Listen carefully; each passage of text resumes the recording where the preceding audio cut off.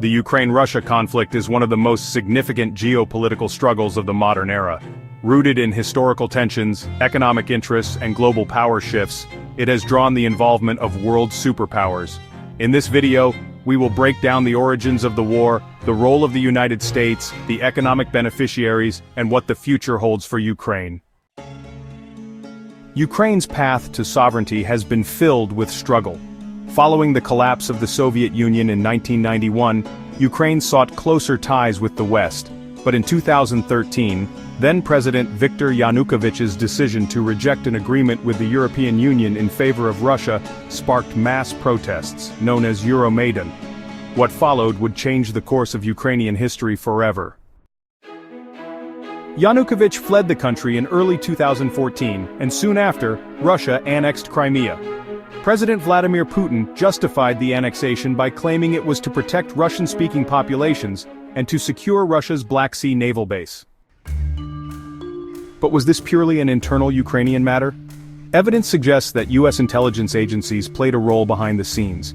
In a leaked phone call, U.S. diplomats discussed preferred candidates for Ukraine's new government. Additionally, the CIA reportedly began training Ukrainian forces shortly after the revolution, preparing them for potential future conflicts. Fast forward to 2022, when Russia launched its full-scale invasion, Ukraine was already receiving U.S. intelligence and support.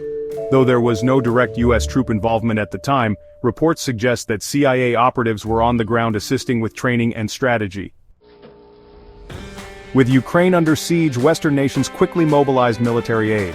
The United States alone has provided over $66.5 billion in weapons, training, and logistics. This includes HIMARS missile systems, Abrams tanks, and Patriot air defense systems. The European Union has also contributed heavily, with financial aid surpassing $30 billion, while NATO has established the Comprehensive Assistance Package to strengthen Ukraine's long-term defense capabilities. War is destructive, but for some, it is also profitable. Defense contractors like Lockheed Martin, Raytheon, and General Dynamics have secured billion-dollar contracts, producing weapons that are being sent to Ukraine.